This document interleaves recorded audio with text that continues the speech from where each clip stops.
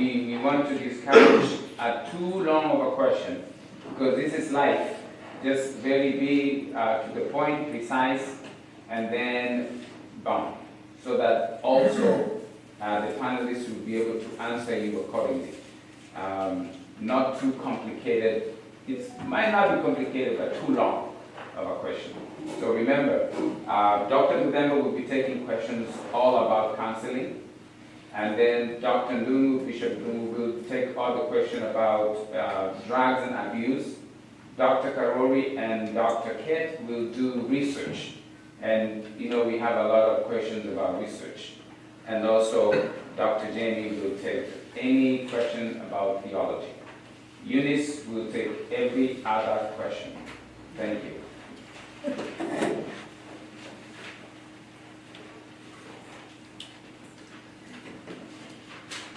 Just waiting for the signal. This program goes 30 minutes, and we don't go beyond 30 minutes. So we'll be able to finish not later than 12:35 or 12:40.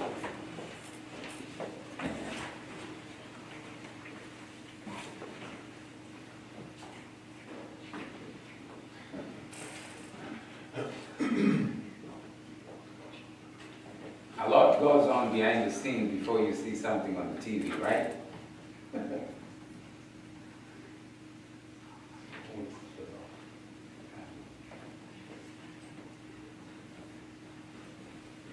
Yes. Good morning. Good morning or afternoon. But I have a theological question. We've not started yet, though. Sorry. We've not started yet. Oh. Yeah, not yet. Okay. Yeah, we're gonna be live, and then we will shoot you behind the same way you did, and then we also need to introduce the panelists and everything else. So we're just waiting for Mr. Chiari to give us a nod that we are ready.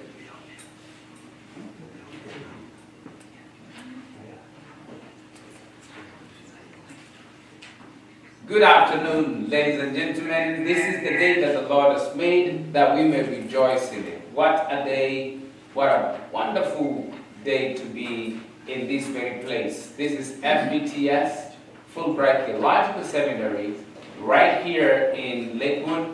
We are also housed by Trinity Baptist Church, a place where a lot of things happen. Today, as we start off this program, and today is not like any other, because we are having a research forum. My name is Pastor Stephanie Babu. I am your presenter today, and today we are very privileged to have great men and women of God right here in this place. We have about 5 panelists with us today. I'll start from my immediate left. We have Dr. Mudemba, who is a faculty member of Fulbright Theological Seminary, and he will be taking questions pertaining all about counseling. And my immediate right is Dr. Eunice Waidaka, who is the dean of this FBTS, and also next to her is Dr. Jenny Hansen, who will be taking questions from each and every one of you all about theology. Then next to him we have Dr. Kat. He's a researcher, and he'll be taking questions about research. And next to him is Dr. Karori, who will take questions about research. And next to him is Dr. Bishop Peter Ndungu, who will take all the questions about drugs and abuse. So today, without wasting any time, I've just mentioned their name, but it is always good to hear them introduce themselves in a very short while. They will, and we will start from my far right there, Dr. Ndungu. Please introduce yourself to our viewers and our listeners. Good afternoon, students and viewers. Afternoon. I'm Dr. Peter Ndungu. Thank God that we have come to the end of the semester, and as we close the college today, we're looking forward to great things.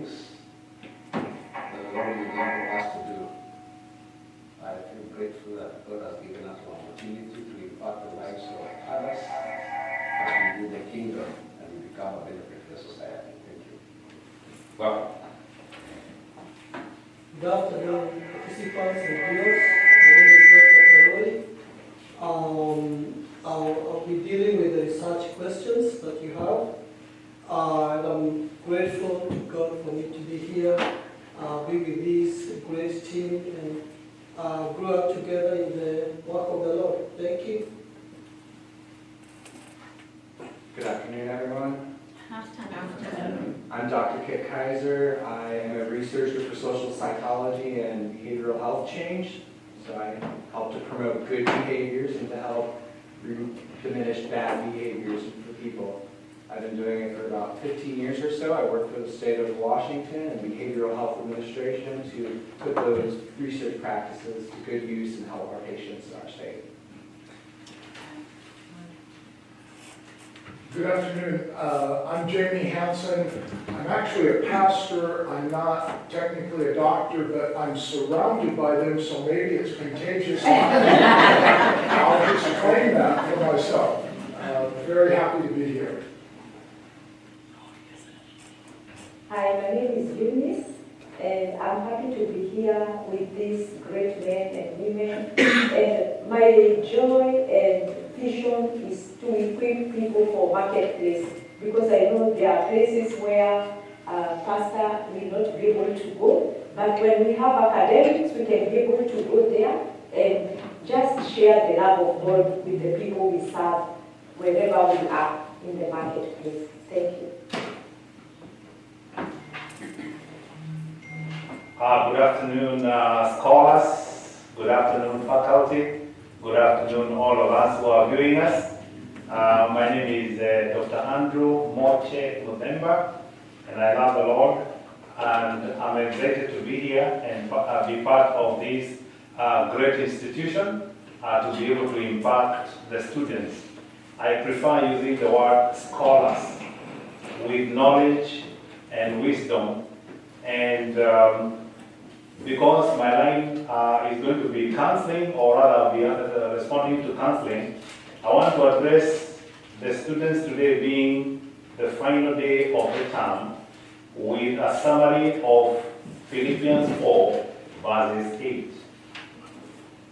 Whatsoever that is true, whatsoever that is honest, whatsoever that is just, whatsoever that is pure, whatsoever that is lovely, whatsoever is of good report, as a scholar or a student in counseling institution, as a researcher or people of faith, I encourage you, think about these things.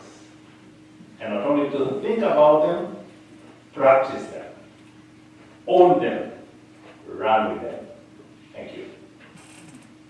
thank you so much, panelists, for that introduction that you've just given to us. Thank you so much. Please, viewers, remember, this is FBTS, and our address is just right there at the bottom of the screen. And if you have any question, please don't hesitate. You can reach out to the email on the screen, and we will be able to respond to you. Or you can reach out to our Dean, Dr. Waidaka, or to our Chancellor, Dr. Fauché, or our Vice Chancellor, Dr. Francis Nduku.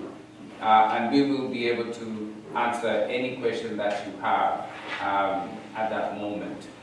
Today, we have so many good questions that will be coming from our audience, not only audience but also our students. Not only our students, but also we have other faculty members sitting out there in the midst of our students. And to start us off, we had one question from one of our students, a doctorate student, Pastor Simon Kamau. Please, what was your question?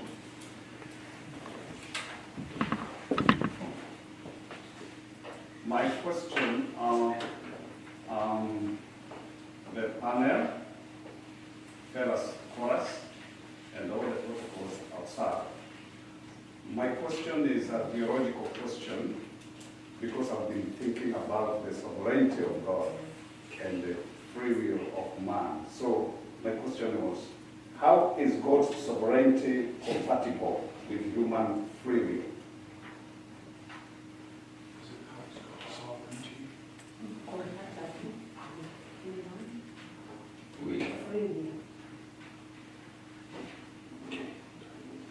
Well, I only have 3 hours to answer that.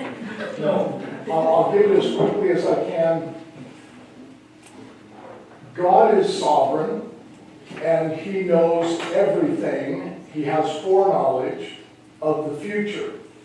And I think the biggest challenge that's caused, and this is, my belief from a lot of study of Scripture, there's this huge controversy. Does God choose ahead of time those who are going to be saved? Predestination, predetermined. And whenever I hear people speak about predestination, almost without exception, they only talk about those who will be saved. These are chosen of God, and it glorifies Him. Very little is spoken of that if God truly predetermines who's going to be saved or lost, then that means the Almighty, who calls Himself that God is love, says, I'm sorry, Dr. Eunice, you can seek me, pray, try to find me, but you can't, because I've chosen you to go into eternal punishment before the world began. So here's how it fits with free will. And I think Judas is a perfect example. In Psalms, we read a prophetic, messianic prophecy that Jesus would be betrayed by Judas. God didn't make Judas betray Christ, but He knew that he would. And I think the best analogy I can give you is if your little child was running down the driveway towards you and they fell and they cut themselves and they're crying, and then 5 years later, you're sitting with friends watching home movies and you say, oh, watch this, oh, this is terrible, what? And the little child in the movie runs down, falls down, and gets hurt. Did I make the child get hurt and fall? No, I simply knew ahead of time what would happen. And so we operate out of a truly free will to choose God or not, but He can write prophetically and say things that will happen because of foreknowledge, and it's in that sense that we have been chosen in Christ before the foundation of the world, based on God knowing with our free will we would choose Him. That's a hard question to answer in a couple of minutes. I hope that helps. Thank you so much for that very hard question. Answered precisely. We also had another question from Sister Beatrice about research.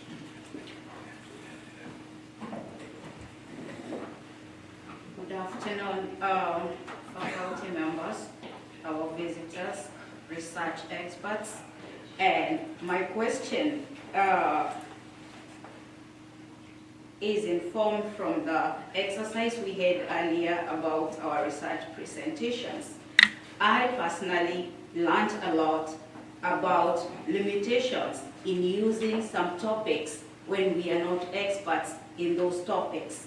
My question here is not ignoring HIPAA violation, asking on behalf of somebody who may not know and who may want to know. In our workplaces, we come across data or information that is sensitive from the people we are working with. And my question is, if somebody is doing a research, can I anonymously, without saying my source of information, use the information I have gotten from my data in a research paper anonymously? Thank you.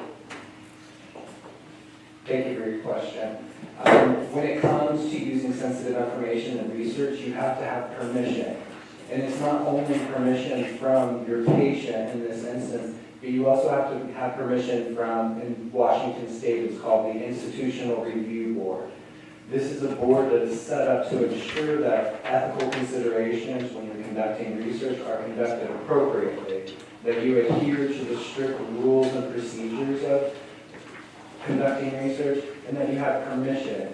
So your patient might say they want to participate, but then later decide they don't want to. You have to give them that opportunity to opt out or stop participating. So those are, and when it comes to conducting research with sensitive topics, you are slightly limited because you might not be an expert in that field yet. So say it is with substance abuse or other traumatic evidences. You would need to try to become an expert. Even though you're just starting out your scholarly career, getting your master's, that doesn't mean you cannot do this. What you need to do is find and network with individuals who are experts. Talk to them. Tell them what your idea is for research. They might have a very similar idea, like, oh, I have this great plan in this project that I would love to work on you. So my recommendation, if you're working with sensitive topics or vulnerable populations, is to reach out to someone who does this on a consistent basis, like Dr. Rose or myself, or even your own supervisors if you work in these kinds of facilities, and tell them what you would like to do, and ask them for, and if they don't have the time, or they're not that technical expert, they might have a colleague who is, and they're like, I don't actually specialize in SBF, but one of my friends does, and I will give you their number. So just always, it's good to know the rules and the procedures so that you always are understanding them and you stay on task with them. Okay, thank you. Great question. Thank you so much. That's a very, very well answered question. We also have Mr. Kitonga with a question. Thank you for the opportunity. I have a question that I've been grappling with, and this is about the research information that is available. Does it in any way get obsolete? And that's one. And of course, staying and zeroing the parameters of ethics. But do we have pathways into uncharted waters, terrain, that we can come up with information or research that does not necessarily have a reference point? Am I clear? Yes, you are. Excellent question. Yes, so the purpose of scientific inquiry and research is to grow, to learn something new. We might have thought we knew that way back in the day, the planets, or the sun rotated around the planets. We just had limited information. So as we learn more and we do more research, the older research does become obsolete. However, it's still important to point that out. You still need to say, way back when, they believed this, but then this researcher found this thing that changed everyone's attitudes and minds. It's a growth. That's why we call it a literature. It's just like everything else, that the more you learn, you have a foundation there. Now, when you're coming to a topic that is brand new and no one has even thought of it yet, that's a gold mine right there, right? That is exactly what you're looking for. And so you want to find research or literature that is similarly related to it, so that you can build a case. And you would say something along the lines of, there are no research right now that answers this, but there has been some stuff in social psychology, there's been some stuff in economics, or there's been some stuff over here in the humanities that is similar to it, and I'm going to use that information and adapt it to try to answer this question. This is also almost one of the main reasons why we have qualitative research versus quantitative research. Because as you probably know, quantitative research is numbers, right? We have the information. They've developed a questionnaire to get at it. But the qualitative is where you get to go in and ask people. That's the main purpose for doing interviews and focus groups, so that you can get a little bit of a better understanding and grappling of this new topic and see how it is approached by other people. Great question. Thank you so much, Dr. Kent. Go ahead. Well, I want to agree with Dr. Kent. Maybe what I would like to add is to determine the obsolescence of information out there. Some areas, are constantly being researched. And because of the aspect of currency of the information and the studies being done, it would be inappropriate for you to put something like 10 years ago. Because there's a lot of continuous study being done in that area, and therefore new information is being generated. So in that case, putting something 10 years ago would be a disservice to your study.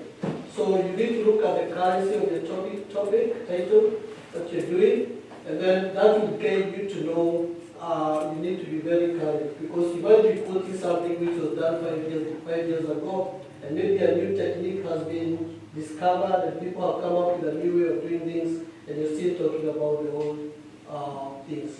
Now, in terms of new areas, there's always a way that you can find literature that is related to the new area that you want to study.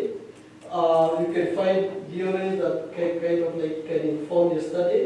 And let's say, peradventure, you don't find anything done in that area, then you need to do some kind of exploration kind of a study first, so that you're able to see whether your title, the topic has something that needs to be gone further, that possibly the way it looks new.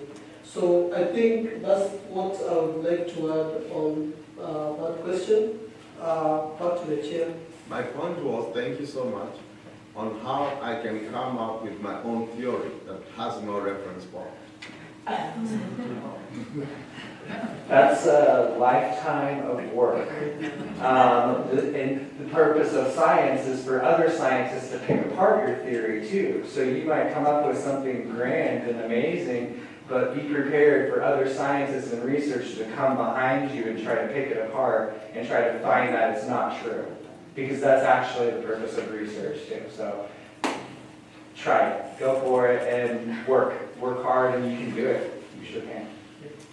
And then also the process of theorizing, so to say, will need you to do constant study in a given area until you're able to bring all those studies and then say, okay, I think these are the basic assumptions and concepts, and this is the trend, and this is well researched and grounded, and we can now formulate a new way of it.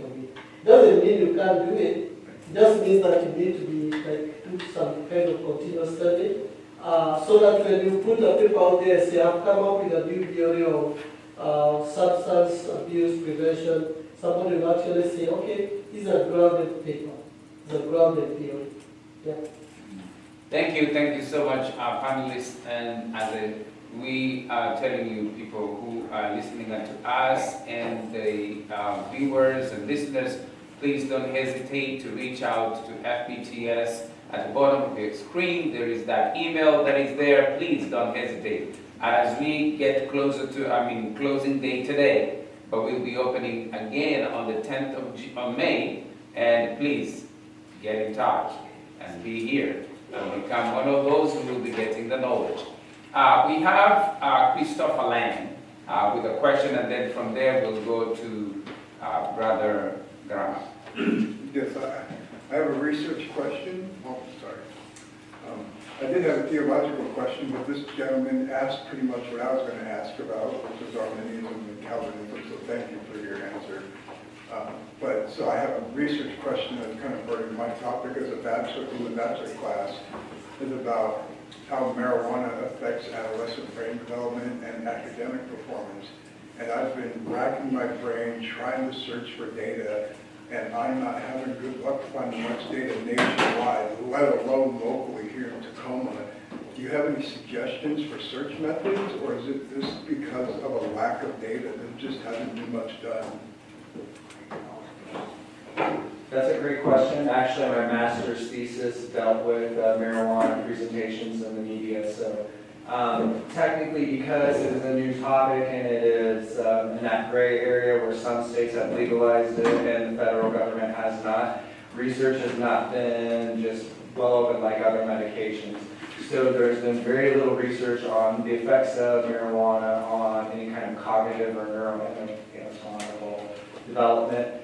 If you would check into the University of Mississippi, it's in Oxford. They have, since the 60s or 70s, had a small marijuana research program where they grow marijuana in a strict environment and they give it to patients and then they test them on different things. But to my knowledge, I don't believe anything has been done on youth yet.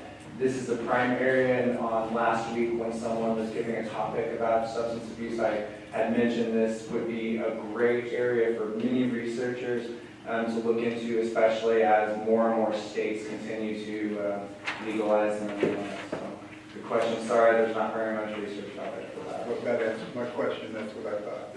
Okay. Thank you. Appreciate that. Bishop Carroll. Yeah. Yeah, good afternoon, everyone. Yeah, my question is as a counselor, and you are doing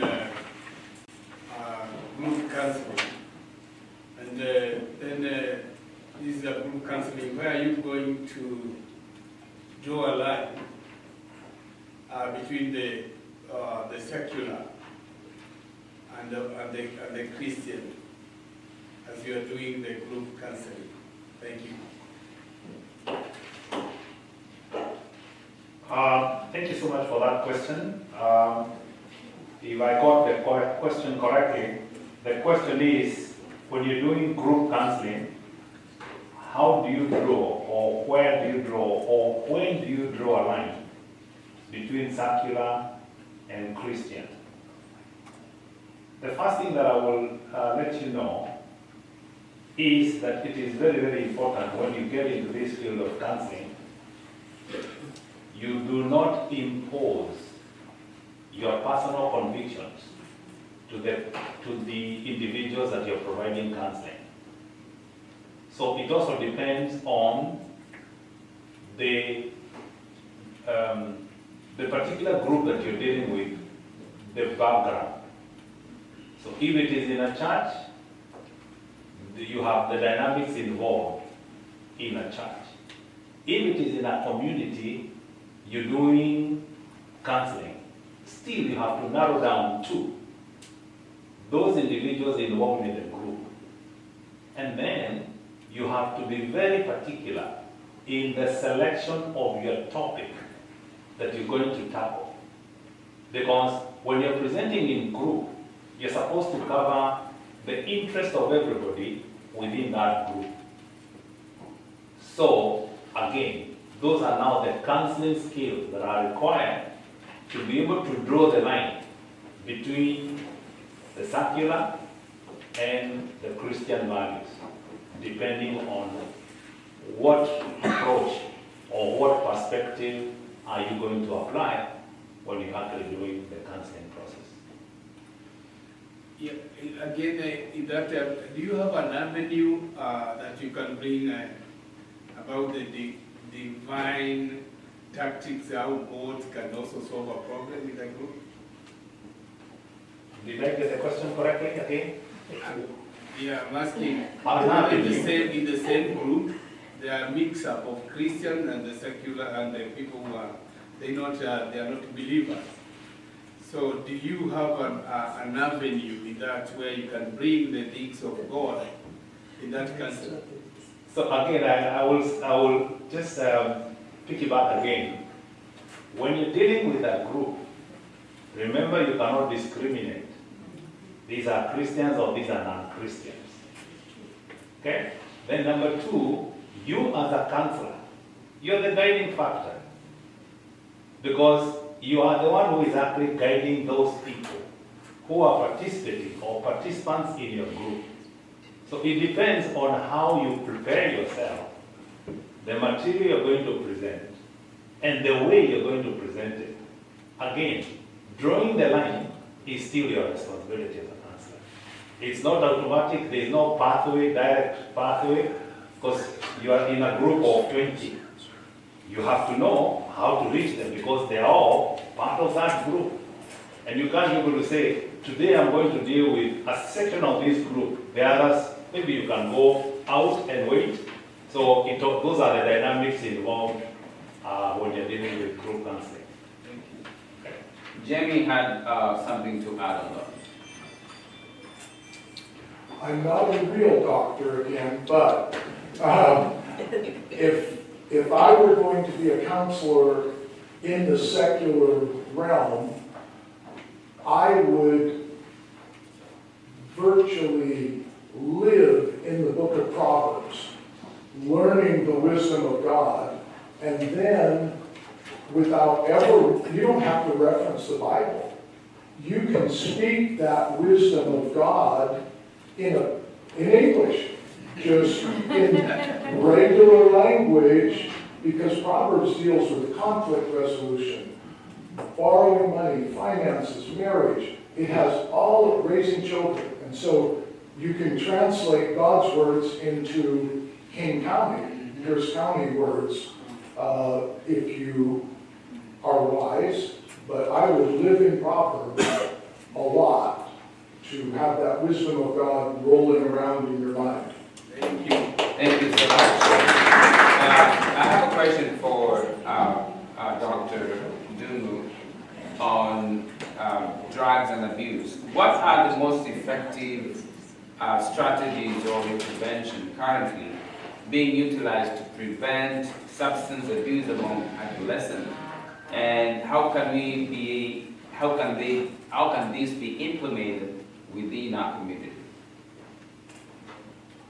Thank you so much, moderator, for your question.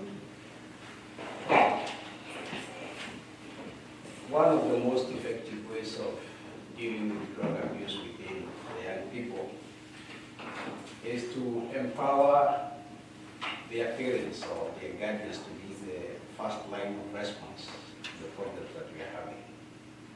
Once we empower the parents and the first line of responders, maybe the pastors and all the people who are involved with those young people, then we have done halfway the problems that we are having.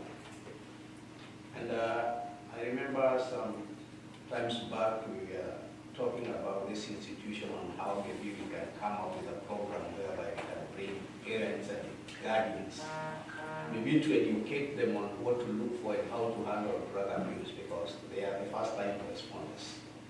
Because most of the times, by the time we realize that these young people are doing drugs, it is very late when they have gone so far in doing drugs. But if there was somebody to respond in their homes and in churches where they are growing up, then we would have helped earlier in life. So the most effective way of dealing with drug abuse within the community and families is to empower the people who live with those people.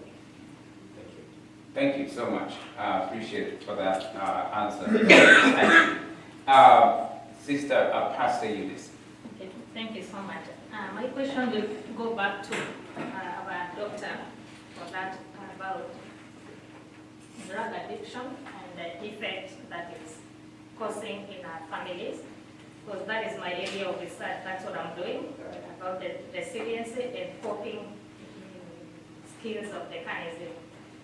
Now, according to the papers that I have read, it has proved that families are really suffering, and also still being in the field and seeing how parents or families, what they are going. Now, where can we refer these parents or the families? Because most of them are living becoming sick, there are a lot of heart attacks, there are a lot of all these anxieties and all this. What is happening in the families? Where do we take them? Are there counseling centers? Are there somewhere they can be taken? Are there counselors we can refer them to? That's my question. Yeah, it's true that a lot of families are suffering in this area, and one of the major problems that we have is that parents and families suffer quietly, and they don't come out to seek for help until the situation is out of hand. But we have a lot of resources in the community. We have programs that are free. There is an organization in Kent whereby you can take those who are suffering, and so many other organizations that are doing it. So there are a lot of groups and volunteers that help in people who are suffering in this area. You just need to go to the people around where you need to look for the places that you can refer those people to. Otherwise, they are there, the organizations, the government can also be another source of information where you can take them. You can call 211. All the questions are in the community and the things that people are struggling with. If you call 211, you ask any question, then you refer you to the resources around where you are. Thank you.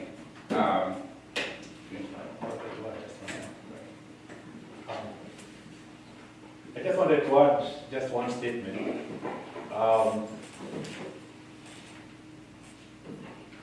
Currently, what we have as a problem, and this is both from the parents and the people that could be going through those kind of challenges, there's something we call emotional insulation.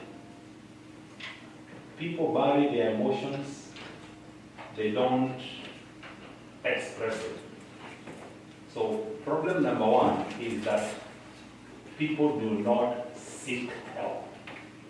And one of the things that we can do as scholars who want to be counselors and who want to be able to help, it is to encourage people to speak up. Because when emotions are buried from the inside, you will see a face that has a smile, but there is mourning and crying in the heart, which might not be easily be able to be spotted. We call it symptomatic. So one of the things that we can be able to do as we are helping those kind of people, if we come across them, motivate them to speak out, number one. Number two, seek for help. And as my colleague has said, there are so many areas where somebody can actually get some help depending on the particular need. Thank you. Appreciate that. Thank you so much. Dean had a question too. Yeah, I had a question for Kate and Shoemaker, because we find that there are a lot of needs for research in the religious institutions, like in the church, but no research is being done in the church. We are doing research outside the church, and I was wondering, what are the ethical issues regarding the church? And for our theological side, why are the church people not doing research?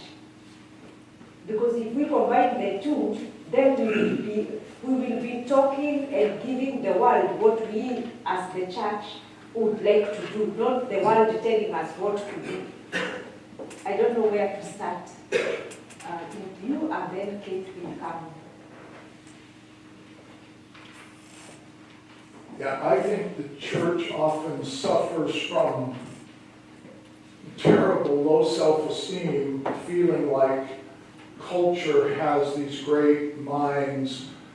And I mean, bluntly, and I'm sure Kit will help round this out after what I say, but I think there is such a lack of understanding that there is the human realm, and there's also the realm of the demonic.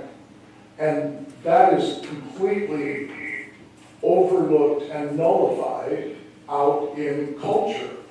And so, and I'll give you a prime example, very personal. My brother was in his last year of Bible college, had a complete mental breakdown. My parents tried everything. Finally, he ended up at Western State. And the first counsel that he got at Western State Hospital was, your Christian guilt has caused you mental illness. You need to start having sex with many women, and that will start to help your healing. That was the advice given. So the church, if you look in Scripture, Daniel, Joseph had wisdom from God, and we have answers that the world does not have. And again, I think the key is putting it into language that's not Christianese. We can use language that's normal language to describe profound things. That's what Jesus did. He took profound things and made them simple. Man tends to take simple things and make them all complicated and profound. And so I think the church has great power to help culture. And one last thing, I think people have a total misconcept often that all leaders are anti-God, anti-Christian.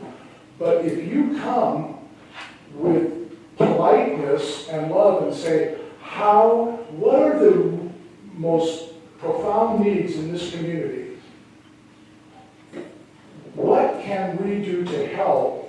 I know this from personally talking with people that began to do that, and they have ended up talking to prime ministers, presidents, because they approached and said, how can we help? And then begin to offer them the wisdom of God couched in normal language. That's a great response. Historically, the church and scientists have had this battle, this thing where they do not trust one another. The scientists don't really accept faith. They don't accept things they can't measure or see, and that they can't grasp that. And this goes back all the way to Copernicus, and even farther. And it's done a disservice to both groups, because there is not anything that says that research and religion or religiosity cannot be intertwined with one another. I think what happens is, in the United States, particularly when people go to college, they kind of start this division, and we either end up going to seminary or we go to traditional college. And traditional college generally does not focus on any religious studies. They might have a basic religious studies class that goes over all the major religions of the world, but they don't go into any of the meaning of the word or what faith means to people or how it interacts with your life. However, I do know a lot of researchers who are Christian, whose faith drives their research to help answer those kinds of questions, because our faith actually grows inside of us and helps us to view things differently than people who are strict science, some use air quotes, strict scientists. Because we have a thing that's called bias. We all look at something or someone and we have a preconceived idea, and it's based off of how we were raised, who we are now, our communities that we live in, and our involvement. And by just keeping us separated, scientists and those with faith, it's a disservice. We're not actually accepting someone's viewpoint. It's not inclusive. It's not helpful. And so you'll see some of the younger generations of more researchers are coming out saying they are religious, they believe in God, and they're doing specific research to show how what's in the Bible or how our sacred texts are connected back to research and how we can benefit one another. So hopefully in the future we see a lot more collaboration between the groups. Thank you so much. That's a very well answered question. We have Ruas. Yeah, my name is John Rua. I'm a scholar in this college.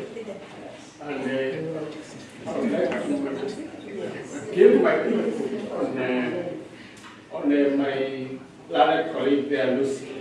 Thank you. Lucy mentioned about an issue that is happening everywhere, and it has been happening since time immemorial. I would call it stigma. And the stigma is what causes people not to talk about their own. We used to have a kibosha. Kibosha, we used to be a lame boy, and you hide them, you lock them in the house, because you don't want anybody else out there to see them. It is the same case with drugs now. You don't want your children to be known that they are taking something. It takes a lot of courage. You need courage to disassociate yourself with your misbehaving children, and you denounce them first so that you can be able to help them. There is a Kiswahili saying that says that's the challenge to our teacher. Nyani haoni kundule. Nyani haoni kundule means simple. You don't see your problems.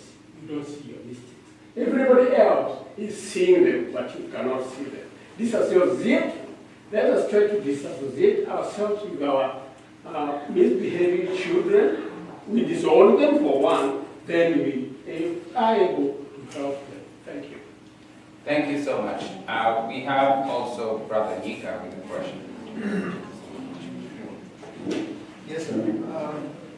My name is Efantos Nika, and I'm a bachelor's class scholar. And my question is on research, because when we are doing research, we are trying to dig deep. It's not that research has not been done before, but we are trying to dig deep so that we can get something different from what is available now. So my question is, when doing research, is it unethical if I quote any references, their wording? Because by not quoting their wordings, it's going to change the whole meaning if I put it in my own words. What is the approach?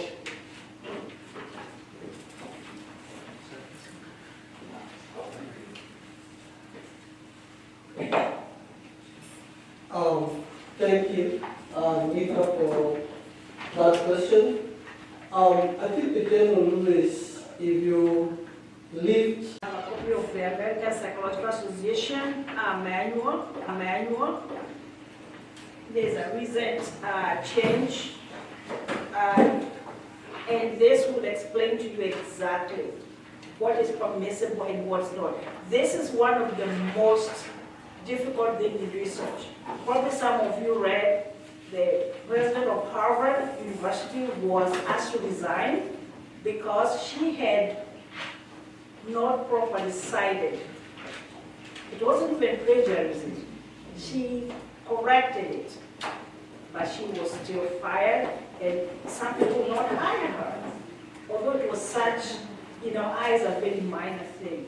So everyone get APA. It's not a lot of money, it's $20-something, and it will explain to you exactly how you need to cite. From what I read from most of the students, that is one of the greatest weaknesses I found, failure to cite. And as I said before, if I ever do this again, there's no citations, I will not be able to provide any comments or statements because I don't know where this is coming from. So please get a guide, and it should help you so that you remain in good legal, because it can be both ethical and criminal, and particularly if it has to be copyright. And so I hope everyone will look at it. You don't have to, if you don't buy it, you can actually look online, and there's a lot of information on that. Thank you. Thank you so much for that contribution. Yes, Rose. I have a question. Hi, everyone. Could you advise us on any institution where if someone wants to go to the field to collect data where they can get consent? Could you repeat the question? Research.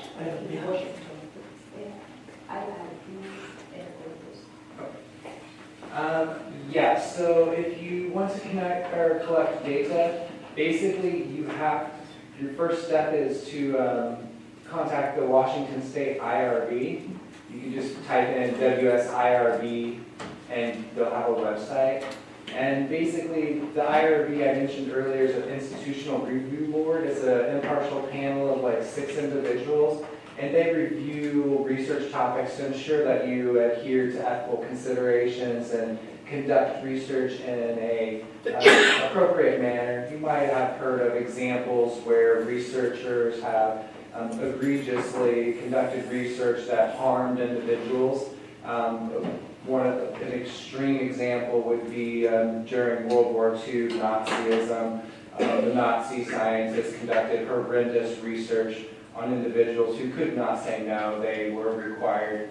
And more recently in the United States, we have the Tuskegee Institute, where they actually did not treat individuals who had syphilis, and even though there was a cure for it, and they just wanted to see what would happen to the individuals if it went uncured. So we have put rules in place to ensure that these kinds of things don't happen again, and that's what the review board will do.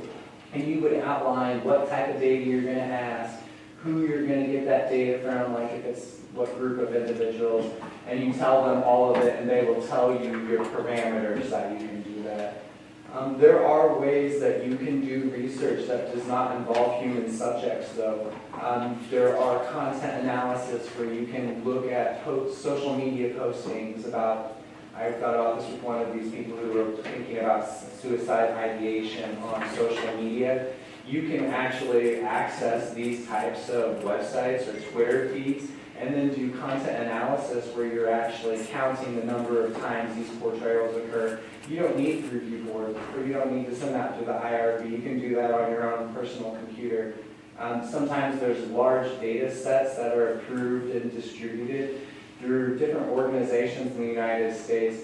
In most cases, you would just reach out to them with an email and say, I'm interested in this topic, and I see you have an open data set. Can you send that to me? And they will send you a de-identified data set, and then you can run analysis on that.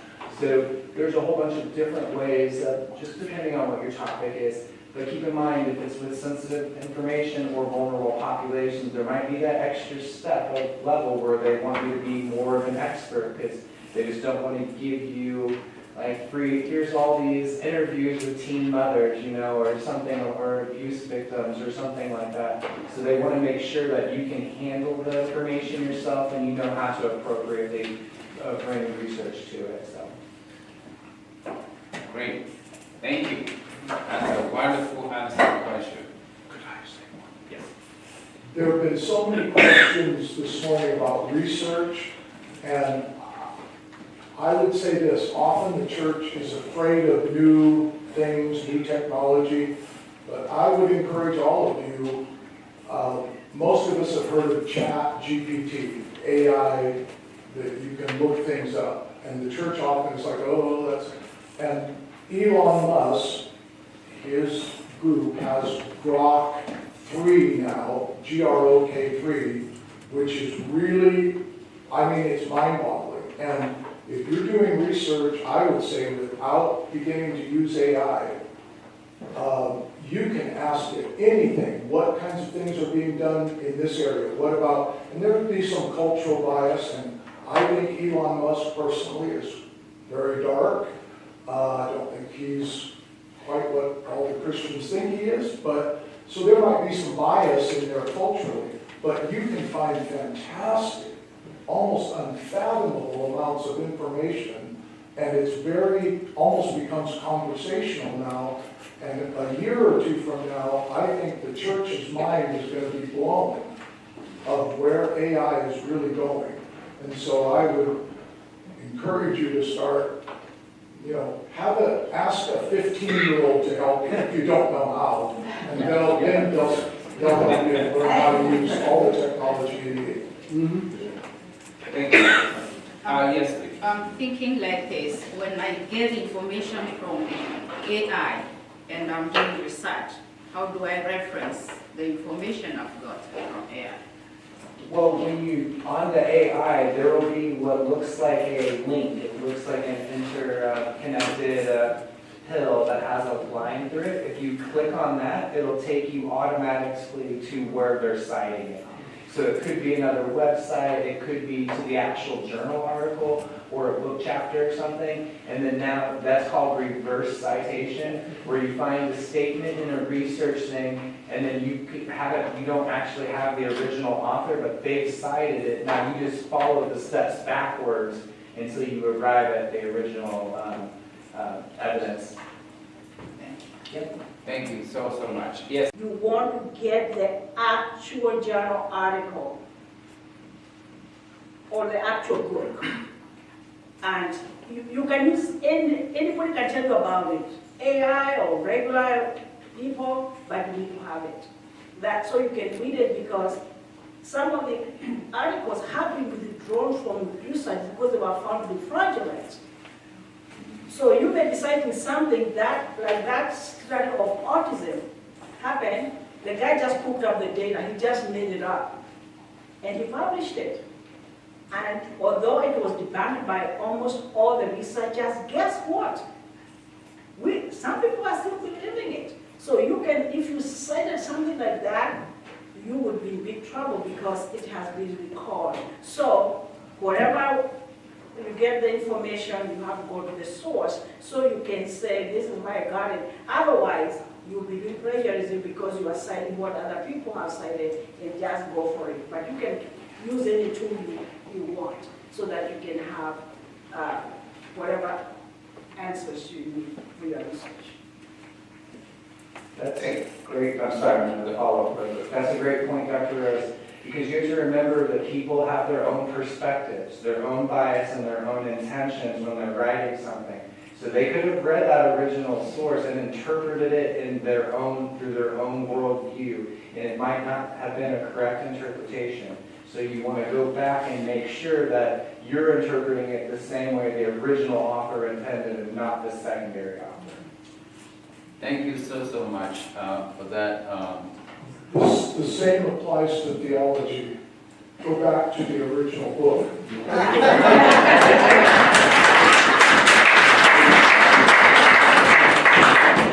Thank you so much. And viewers and our listeners, you can hear, you can feel it at the comfort of your homes and living rooms, what these wonderful men and women of God, from our students and from our panelists, and the questions that have been coming in, they're so hot and they are so educative, very informative, and we can't wait to have another forum like this so that we can be able to come with more questions so that they can be able to facilitate us with the information that is needed. So far right now, we've been doing wonderful, and we thank you, our panelists, for giving those answers, which they're very educative and they're helpful for our students.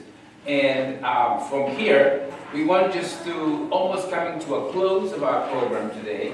And I will allow our panelists to give us just their final word before we close our session today. I will start with Dr. Ndu. Thank you for your participation and the questions that you asked in your areas of interest. All of us are working together for the good of the people that we serve, and I feel that we are educating each other, and we are going somewhere.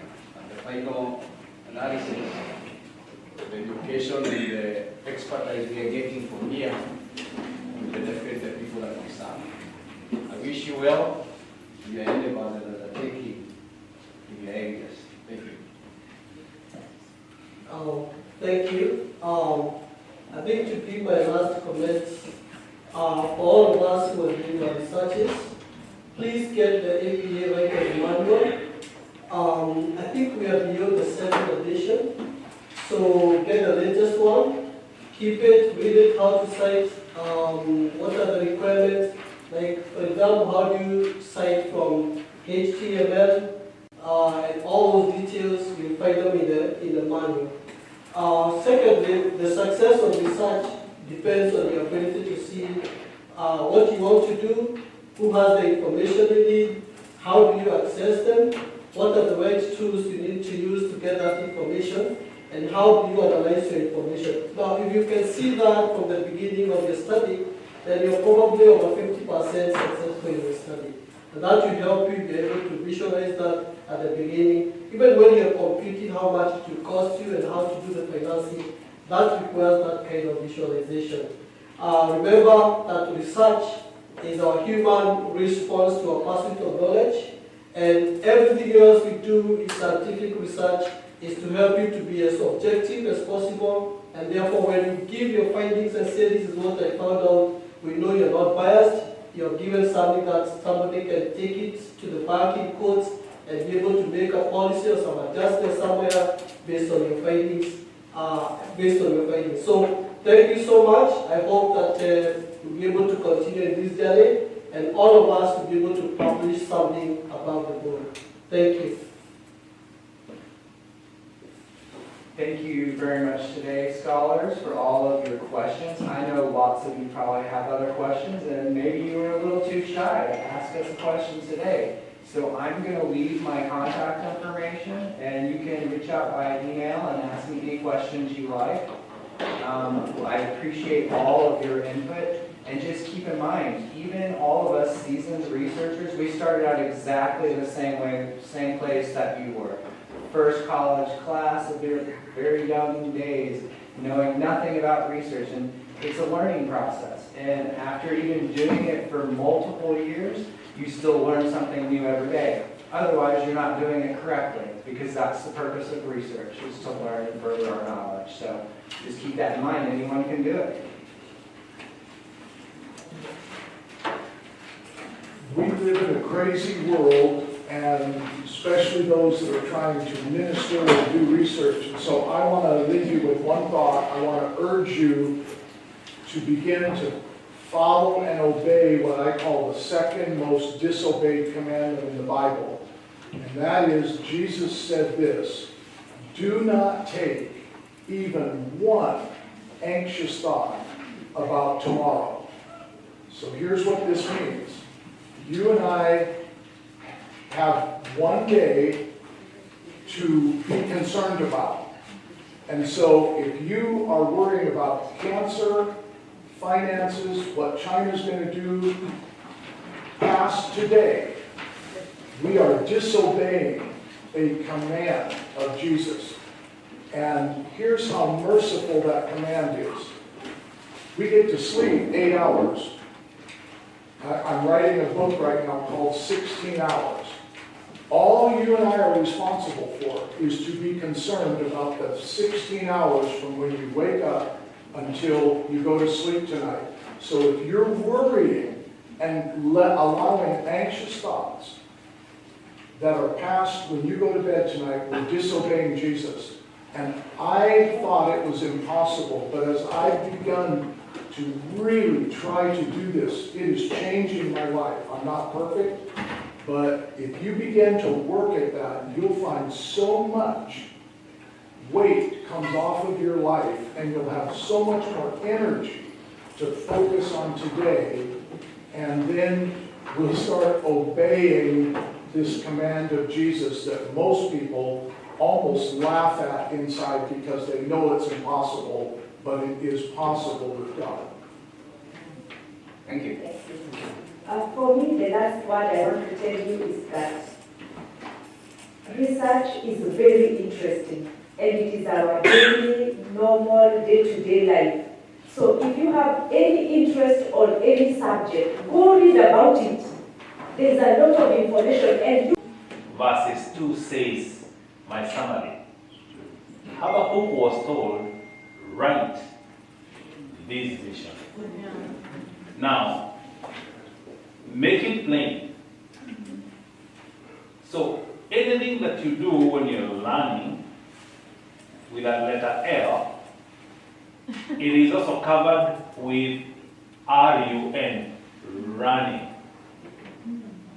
So both of them can be applicable. So he was told, write a vision and make it plain, so that whosoever runs, who reads it, will benefit.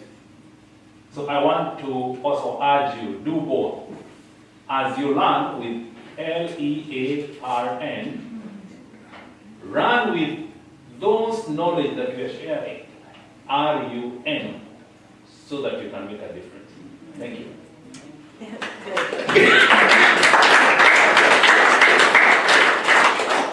And before we close, it's always good to give thanks and to appreciate each and every one of you, and also on behalf of our panelists. And I request Philip to give a vote of thanks on behalf of all the students.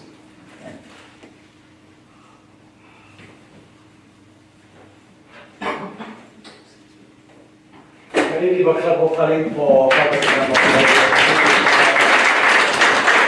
Yeah, we really appreciate what has been going on. So on behalf of entire students of FBTS, I'm standing here to say thank you for what has been going on. We have come to the end of our winter semester. We can never take it for granted. We bless the name of the Lord. It has been a long journey, tedious, rigorous, but we thank God finally. Surely this weight that has been shed off, and we are looking forward for the next semester. We can't wait. Definitely looking forward for 5th August to wear that gown. 2nd August to wear that gown. We glorify the name of the Lord for that. Amen. So I have to thank you for our faculty members, starting with the Chancellor in absentia, Vice Chancellor back in Kenya, and also our Dean of Curriculum. Our faculty members, such a hard work they have done for us. And we talked the other day with one of our faculty members here. And actually it was about our presentation here. And some of us were mentioning that it is getting easier, it is getting even better. And one of them reminded me that remember that it is a seed that has been sown. It is someone who cultivated the fallow ground. When we had no idea what is presentation, what is proposal, what is thesis, we had no idea what that was. Someone cultivated the fallow ground. And finally, Dr. Karoli just came. He's harvesting, having a good time, because there's a flow that is going on. So we appreciate that. Thank you for all your that. It's amazing, yeah. But we were saying someone has done a very good job for us. When you came, it just flowed. It was so easy. So thank you so much. We appreciate God for you. Can we give a round of applause for our So to my fellow students, I want to thank you so much for the warmth of the fellowship. It has been amazing to be with you guys. And actually, I want to say this. This coming every Saturday in this FBTS has been like a coming together of a family gathering. We always look forward for every Saturday, just to come and have a good time, have mandazi and tea. So thank you so much for each one of us. I really appreciate you. I love you. I don't know what will happen when I graduate. I think I'll be coming every Saturday around here. And thank you so much. Thank you so much for everything. And another thing, I want to say this to my fellow students. As we are closing down right now, please, I want you to make sure and to know that you are the ambassadors of this school. You cannot wait, and we cannot wait for the faculty members to go forth there and bring forth more students. It's your work. Actually, even as we say, in the theological circles in churches, we have been taught by Dr. Mudemba that it is sheep that gives birth to sheep, not the shepherd. So we should not wait for our faculty members to go out there and get more students for the school. It is our responsibility. We are the ambassadors of this great school. So we are looking forward to be, actually we have a challenge, and I'm challenging them. Every semester, make sure you have a new student. That's a competition, and that is a challenge we have with all of us as students. That make sure every semester, you can stand and say, I brought this. If you don't, what kind of a sheep are you? What kind of a student are you for real? Seriously, if we are believing in continuity, how? Seriously? If you graduate, and I'm challenging my fellow students in PhD, if you graduated and you just left, who did you leave on your seat? And then you want to come back again here and be a teacher. For who?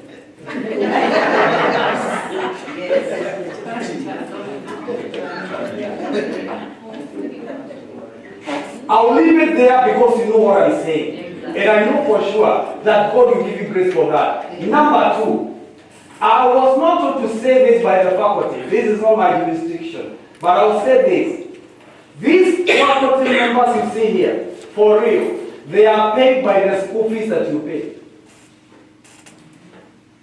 Kaisari apewe kilicho chake. I'm not going to exit there. Thank you.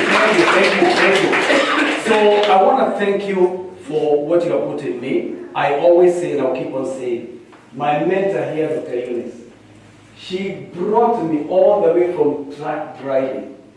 Whoever is standing here speaking right now was a truck driver, now transformed through knowledge right here, and now I'm a counselor working for the state of Washington. That is a miracle of transformation through FBTS. So if there is nothing, as Paul says, Paul was telling Corinthians, if I cannot boast about anything else, but when it comes to you, I can boast because I'm a father to you. If anybody else denies me, but for you, I can boast because of you. So they can boast because of me, a transformation and a real miracle. Thank you so much. Can say much about this team right here. The invitation, as I finish right now. We have a program that is going on, FBTS consultative forum going on right here. Yeah, going on right here. And you can see the things that have been happening. If you go to Pacific Waves TV US, you can see we are in episode 10. Today is episode 10. This is the creativity of a student from this institution. So can you see how transformation comes? Now we are so much going on right now. We are, to compare them, we are really going far. Why? Because we have been transformed. This is exactly what we are talking about, transformation. And please, for that one, please, I want you to make sure each one of us is participating in this. All of us. We must participate. I've been putting into place every week, and I thank God for what the faculty has been doing. So we want to thank God for what has been happening in this institution. Finally, and I'm going to say like Dr. Mudeba quoting Apostle Paul, finally, brethren, thank you for the open avenue that you have given for us students, that we can be able to communicate with you freely. I can call you anytime. I can ask you any question anytime. I can enter Chancellor's office anytime, ask any question. That's an amazing avenue. That's great. For any institution to progress, that is the way to go. So thank you so much. We really appreciate it. We are looking forward to bring more students here, and that's a challenge for each one of us. So thank you so much for now, and looking forward for a wonderful, wonderful holiday in April, and looking forward to see each one of you holding another person, coming to another person. That will be on 10th of May. God bless you so much. We love you. Amen. Wow. And our viewers, when we talk about FBTS and the things that are here, there are so many. You can come from being a truck driver to our state-owned facility or state itself and be a counselor. You can come from just a normal caregiver to a counselor. You can be so many things. If you only want to know more, please look at the bottom of your screen. You will find there's an email there for FBTS. And you can communicate to us through Chancellor Dr. Sherry, Vice Chancellor Dr. Francis Kiluku, or you can also reach out to our Dean, who is Dr. Eunice Waidaka. Please don't hesitate. Reach out. And as we say, each one reach one. The students are going to reach to you. We, the faculty member, will reach to you too. And today, we had wonderful, wonderful panelists. And we cannot say thank you enough for Dr. Karobi, Dr. Lumu, Dr. Ked, Dr. Jenny, yes you will be, Dr. Waidaka, Dr. Rose with us here too, also Dr. Susan Shoemaker, Dr. Zach, who is at the back there. Thank you for coming. He's one of our, not research, but he teaches us counseling. When it comes to assessments and everything, he is one of the best. And we really appreciate what he has included in each and every student here. And our Dr. Udemba right here. And we cannot forget our producer, Benson Kiarage, and the team that brings all these things together. What a time, what a day. Lillian, Wachira, and Philip, they're always together helping behind the scene so that you, our viewers out there at homes, listening and watching us, there's some people behind what you're seeing. We cannot say it enough. What a day, what a time, what a moment. It is you that we are waiting. May 10th. Come and be part of FBTS Theological Seminary. God bless you. See you again, and have a wonderful vacation as you go home. God bless you. Okay. Are you passionate about deepening your theological knowledge and helping others through biblical counseling? Look no further.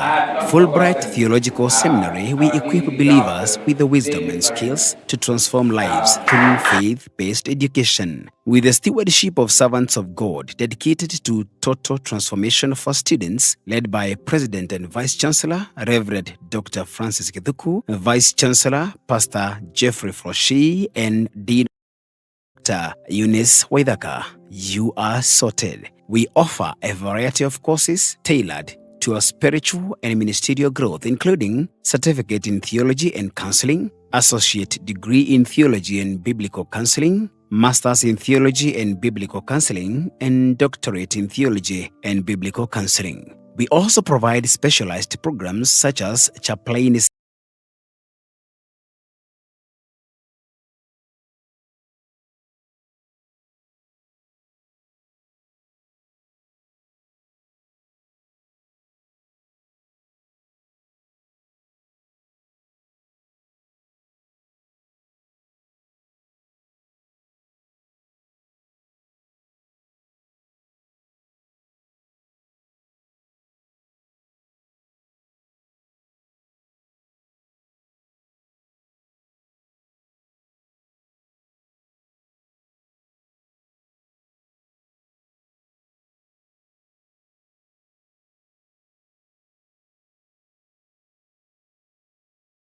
certification, discipleship training, and trauma-informed care, ensuring you are fully equipped for ministry and service. With course durations ranging from 3 months to 3 years, you can choose a program that fits your schedule. Plus, our tuition fee are budget-friendly, making theological education accessible to all. We are located at 8421 Mid Road, Southwest Lakewood, Washington, 98499, USA. Fulbright Theological Seminary is your gateway to a stronger faith, deep understanding, and impactful ministry. Registration is ongoing, so don't wait. Enroll today and take the next step in your spiritual journey. For more information, call the numbers on your screen now. Fulbright Theological Seminary, education for prosperity.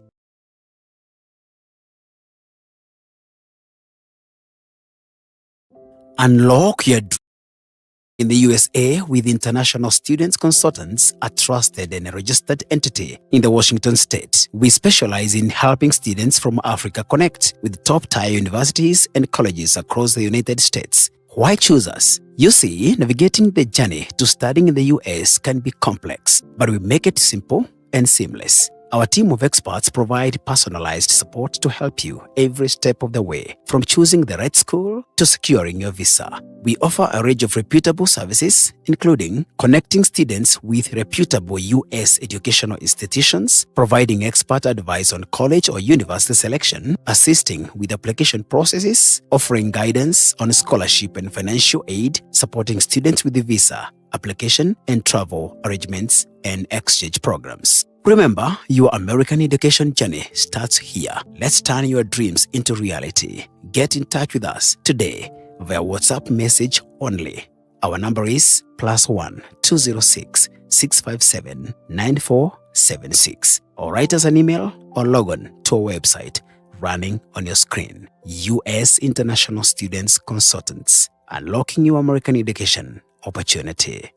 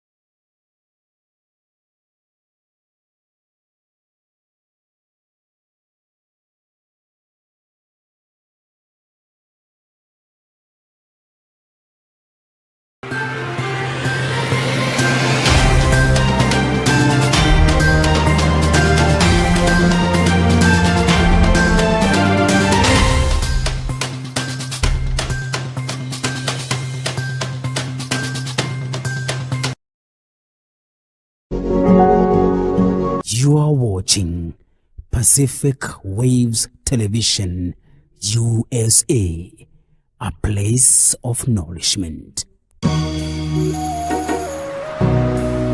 Pacific